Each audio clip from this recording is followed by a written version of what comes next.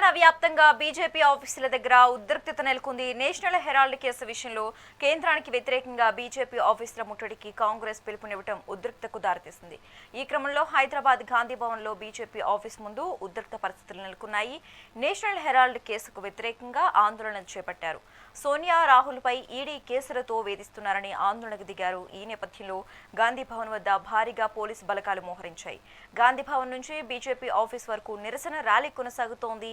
ఇక Karimnagar corporation Congress committee భారీ rally నిర్వహించింది. పట్టణంలోని అంబేద్కర్ విగ్రహం నుంచి ఎంపీ కేంద్ర మంత్రి బండి సంజయ్ నివాసం వరకు ఈ ర్యాలీ కొనసాగింది. కేంద్ర మంత్రి ఇంటిని ముట్టడించేందుకు కాంగ్రెస్ కార్యకర్తలు పెద్ద ఎత్తున తరలివచ్చారు. ఇక ఇదే అంశానికి సంబంధించి మోర్ అప్డేట్స్ మా ప్రతినిధి వెంకటరెడ్డి ఫోన్ ద్వారా అందిస్తారు. Venkatreddy, good afternoon Sreerekha. ఇక కాంగ్రెస్ పార్టీ పిలుపునిచ్చిన నేపథ్యంలోనే ఈడీ కేసులతో రాహుల్ గాంధీ, సోనియా గాంధీ కుటుంబాన్ని, అదేవిధంగా జాతీయ గ్రామీణ ఉపాధి హామీ పథకంలో మహాత్మా గాంధీ పేరును తొలగించేందుకు గాంధీ కుటుంబంపై బీజేపీ చేస్తున్నటువంటి కుట్రలకు వ్యతిరేకంగా కూడా ఇక ఏఐసీసీ పిలుపు మేరకు కాంగ్రెస్ పార్టీ పూర్తి స్థాయిలో నిరసనలు వ్యక్తం చేస్తూ బీజేపీ ఆఫీసులన్నింటినీ కూడా ముట్టడించే కార్యక్రమాన్ని చేపట్టింది. అయితే ఇది రాష్ట్ర వ్యాప్తంగా జరుగుతున్నటువంటి ఈ కాంగ్రెస్ శ్రేణుల ముట్టడి తీవ్ర ఉద్రిక్తతలు అయితే చోటు చేసుకునే విధంగా చేసిందని చెప్పొచ్చు. ప్రస్తుతం ఇక గాంధీ భవన్ పరిసర ప్రాంతాల్లో తీవ్ర ఉద్రిక్త పరిస్థితులు కొనసాగుతూనే ఉన్నాయి. దాదాపు 500 మంది పోలీసులు భారీ బందోబస్తు ఏర్పాటు చేసి ఇటు బీజేపీ ఆఫీస్ వైపు కాంగ్రెస్ శ్రేణులు ఎవరు కూడా వెళ్లకుండా కట్టడి చేసే ప్రయత్నం చేస్తున్నప్పటికీ కూడా తీవ్ర ఆందోళనకరమైన పరిస్థితులు అక్కడ నెలకొన్నాయని చెప్పొచ్చు.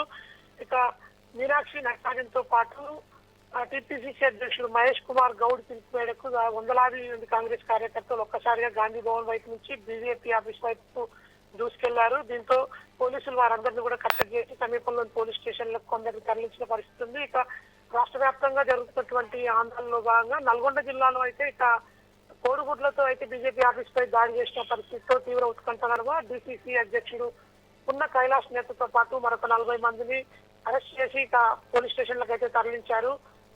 2 రోజుల నుంచి కూడా ఈ కార్యక్రమాన్ని వాయిదా వేసుకుంటూ వస్తున్నటువంటి కాంగ్రెస్ శ్రేణులు నిన్న ఎలక్షన్లు అయిపోయిన తర్వాత నిరసనలకు పిలుపునిచ్చిన నేపథ్యంలోనే ఇటు నల్గొండతో పాటు సమీప జిల్లాలలో, అదేవిధంగా హైదరాబాద్ కేంద్రంలో కూడా భారీగా అయితే కాంగ్రెస్ పార్టీ నిరసనలు చేపట్టింది. తీవ్ర ఉద్రిక్తతల నడుమ కాసేపటి క్రితమే కాంగ్రెస్ పార్టీకి సంబంధించిన నాయకులతో పాటు బీజేపీ నాయకులందరినీ కూడా కొందరిని ఇప్పటికే పోలీస్ స్టేషన్లకు అయితే తరలించారు. నల్గొండ జిల్లాలో ఉన్నటువంటి జిల్లా అధ్యక్షుడు బీజేపీకి సంబంధించిన నాగవర్షిత్ రెడ్డిని హౌస్ అరెస్ట్ చేయడంతో బీజేపీ శ్రేణులంతా ఒక్కసారిగా జిల్లా కార్యాలయానికి చేరుకున్నాయి. అక్కడ కాంగ్రెస్ శ్రేణులకు బీజేపీ కార్యకర్తలకు మధ్య తీవ్ర వాదనలు తోపులాట్లు జరగడంతో పోలీసులు కొందరిని చెదరగొట్టి కాంగ్రెస్ కార్యకర్తలతో పాటు బీజేపీ నేతలందరినీ కూడా పోలీస్ స్టేషన్లకు అయితే తరలించారు.